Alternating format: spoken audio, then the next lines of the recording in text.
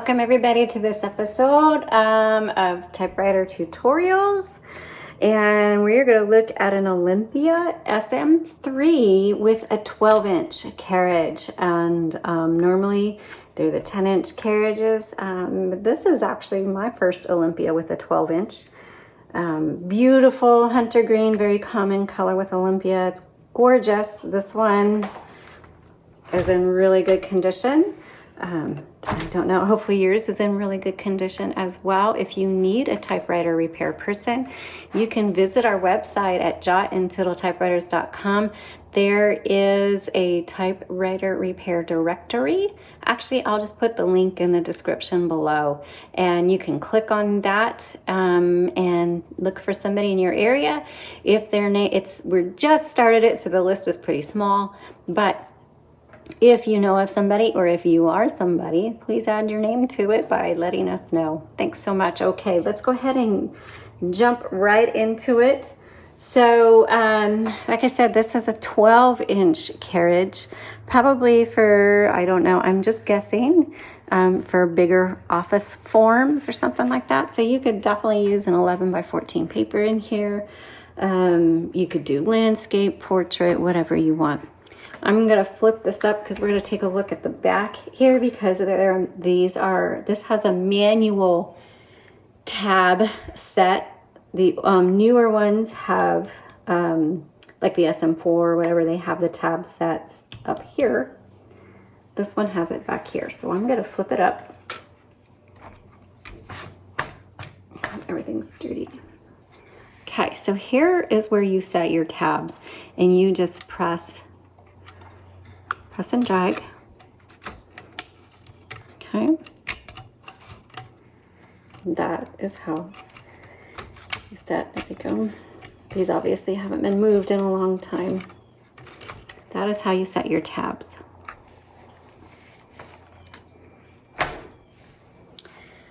Your paper release, there's a button over here on the right side. You just press that. There's your paper holder, and you can extend it as well.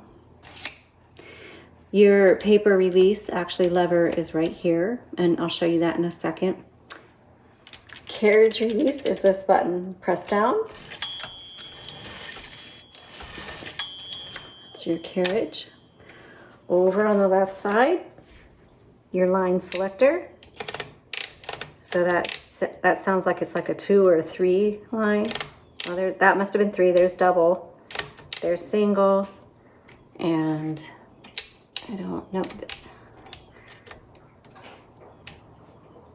Sometimes you can push it all the way up and it just kind of locks it. It won't advance. Okay, this is it releases the platen. That's that back here. Margins, you squeeze and drag.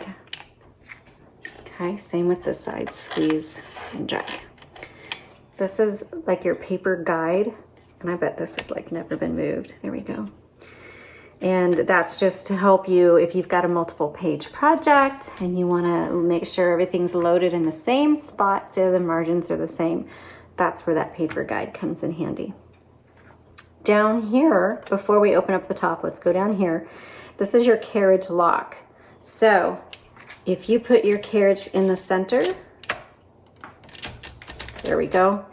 Flip that up, and then you kind of just tap it one way or the other. It'll lock in place, and that's good for transporting or storage when you're not using it. And then if you ever buy an Olympia, it's usually going to be locked. Just flip this down so that you can move your carriage. Okay, by the way, when I had the carriage, there it is.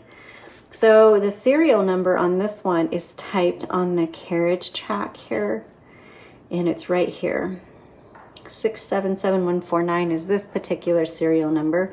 So it's on that carriage, and then you can go to typewriterdatabase.com and look it up, the year of manufacture. Okay. We're gonna pop open this top. Inside, you will see the basket, your type bars. These are really clean, very clean. We have a metal spool in here. I don't know if yours comes with the original spool or if you need a spool, we have a link below to our typewriter ribbons, and you just need a universal ribbon, and that's what we've put in here. You can choose a metal or a plastic universal ribbon. We give you that option. Also, when you load it, make sure you put black on top, red on bottom. Make sure it's threaded. It looks like a double barrel. This is also your ribbon reversal. And then you can look at the photo I have of this area for an up-close image to see how it's threaded, and that way you're gonna have to thread it through, kind of jimmy it through little slots, and sometimes underneath or from behind. This one is actually from behind.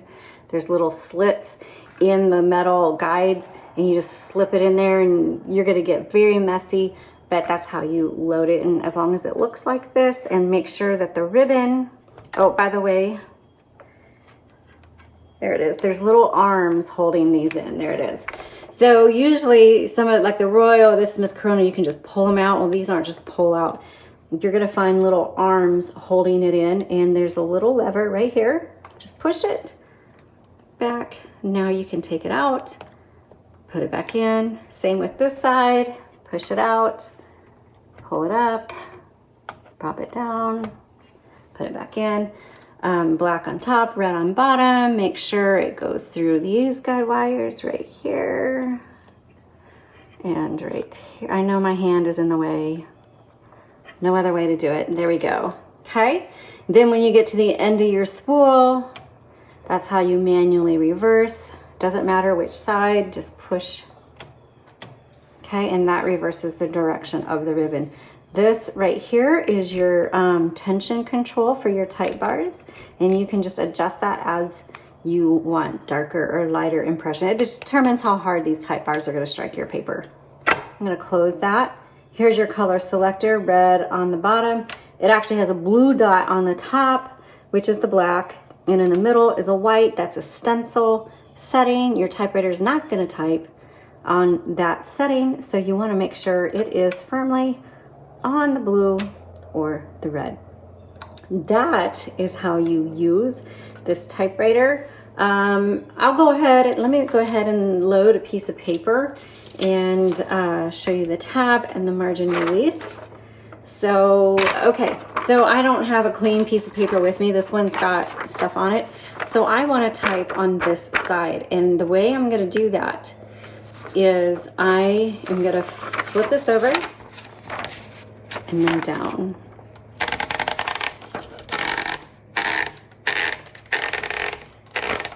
Okay, or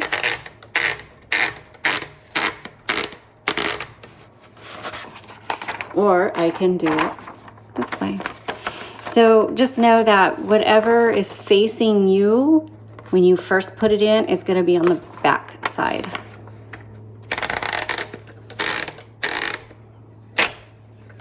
Okay, paper release to straighten out the paper. I'm still crooked.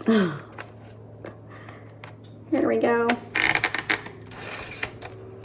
And check my margins. I'm going to bring my margins in. And then here's your backspace. So let's say the quick brown fox jumps over the lazy dog. Let's say you want a backspace. This is your arrow right here. This is your backspace. Let's say you get to the end of your margin and you want to keep going because you're in the middle of a word. You hit margin release. That lets you keep going. And then your tab. Okay, so that is how you use the Olympia SM3 with the 12-inch carriage. I hope this was helpful. If you've got one of these, I'd love to hear about it. So thanks so much for watching. You all have a blessed day.